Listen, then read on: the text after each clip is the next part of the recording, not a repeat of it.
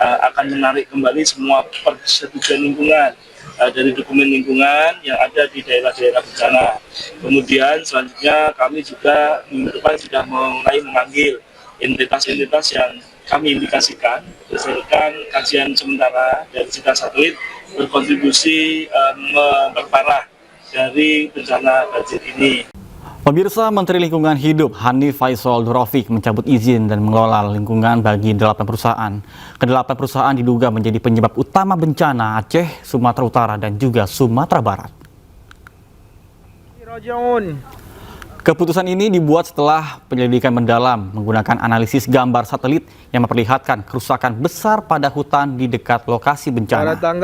Hilangnya pohon di area seluas 50.000 hektar mengganggu kemampuan hutan untuk menyerap air hujan hingga menyebabkan banjir bandang dan longsor yang merenggut ratusan nyawa. 8 perusahaan yang izinnya dicabut beroperasi di berbagai bidang seperti pemanfaatan hutan, penambangan, PLTA, dan perkebunan. Banjir melulu lantakkan kampung Sumur. Mulai hari ini akan menarik kembali semua persetujuan lingkungan dari dokumen lingkungan yang ada di daerah-daerah bencana. Kemudian selanjutnya kami juga minggu depan sudah mulai memanggil entitas-entitas yang kami indikasikan berdasarkan kajian sementara dari sita satelit berkontribusi memperparah dari bencana banjir ini. Jadi kami telah melakukan surat panggilan jadi hari Senin. Sementara itu, Presiden Prabowo Subianto menyebut kelapa sawit merupakan karunia Tuhan untuk Indonesia yang sangat bermanfaat. Bahkan kelapa sawit bisa diolah menjadi BBM sehingga bisa mengurangi ketergantungan impor BBM. Tergantung impor, kita nggak mampu bayar nanti harga BBM. Tapi kita diberi karunia oleh Yang Maha Kuasa. Kita punya kelapa sawit. Kelapa sawit bisa jadi BBM, bisa jadi solar, bisa jadi bensin juga. Kita punya teknologinya. Tiap kali saya kasih instruksi B50 atau B60, nanti ada pakar-pakar keekonomian, harganya begini, harganya begitu. Tapi kalau kita tidak hati-hati, kalau kita tidak punya teknologi, kalau pabrik-pabrik pengolahan tidak siap, kalau terjadi apa-apa, baru kita nanti merasakan. Sekarang dengan bencana di Sumatera saja, bagaimana repotnya kita mengantar BBM ke daerah-daerah. Presiden Prabowo Subianto menaikkan bonus peraih medali emas SEA Games 2025 menjadi 1 miliar rupiah.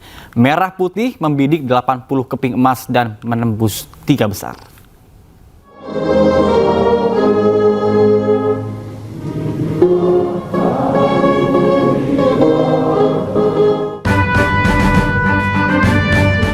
Indonesia menjadi kontingen terbesar keempat setelah tuan rumah Thailand, Filipina, dan Malaysia.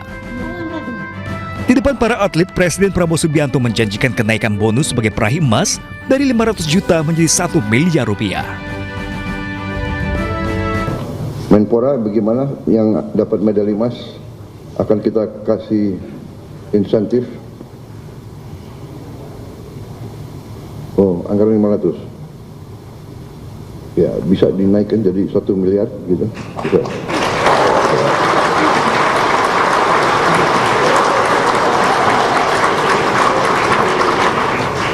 Bisa kan? Mensesnek bisa? Alhamdulillah. Total ada 1021 atlet dan ofisial menjadi bagian kontingen Indonesia. Mereka akan berlaga di 48 cabang olahraga. Dari total 51 cabur di SEA Games 2025 Thailand. Tim Liputan iNews melaporkan. Pemirsa, Gubernur Jakarta Pramono Anung menargetkan Jakarta menjadi salah satu destinasi utama sport tourism di Indonesia. Gelaran acara olahraga pun akan digelar di Jakarta.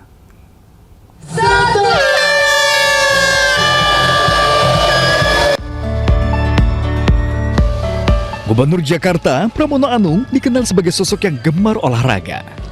Akhir pekan lalu, Gubernur Pramono mengikuti gelaran Road to JKT Running Series. Rencananya Jakarta akan menjadi salah satu destinasi utama kota tujuan wisata olahraga. Targetnya 40.000 peserta akan ikut dalam ajang maraton pada 2026 dan pada 2027 meningkat jadi 50.000 peserta. Saya sebagai Gubernur Jakarta betul-betul ingin Jakarta sebagai kota yang bisa kita sebut suatu hari menjadi betul-betul sport tourism. Salah satu hal yang harus didorong adalah kebetulan sekarang ini kan lagi booming di mana saja hal yang berkaitan dengan lari. Apakah itu 5 kilo, 10 kilo, hal maraton, full maraton. Rencananya JKT Running Series akan digelar mulai 14 Desember 2025. Total ada 4.100 peserta yang ikut dalam gelaran lari ini.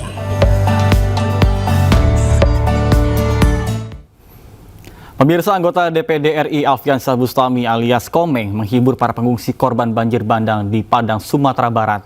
Komeng hadir sebagai relawan PMI dan mengunjungi sejumlah wilayah terdampak sambil menyalurkan bantuan.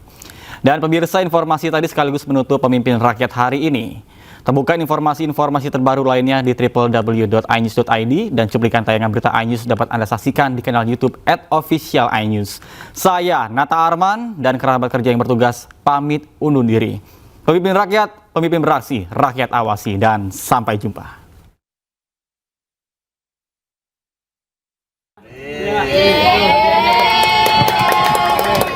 Dari PMI Palang Merah Indonesia, bukan pelawak.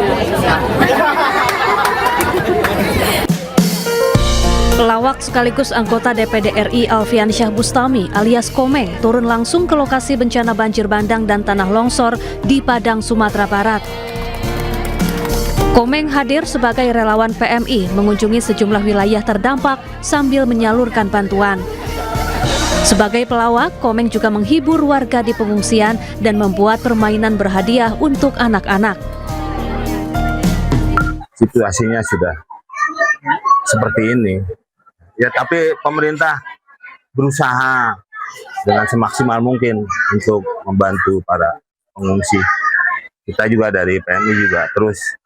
Dan mungkin rancangan PMI kan dari awal sampai akhir biasanya. Di awal bencana sampai selesai, dari rumah roboh sampai tenda, sampai semi permanen, sampai permanen. Biasanya kita kan begitu, Pak ya. Banjir bandang di Pulau Sumatera menewaskan ratusan orang. Sementara itu banyak warga mengalami trauma mendalam. Kehadiran relawan di Pusat Pemulihan Psikososial meringankan duka para korban. Dari Padang, Sumatera Barat, Budi Sunandar, iNews melaporkan.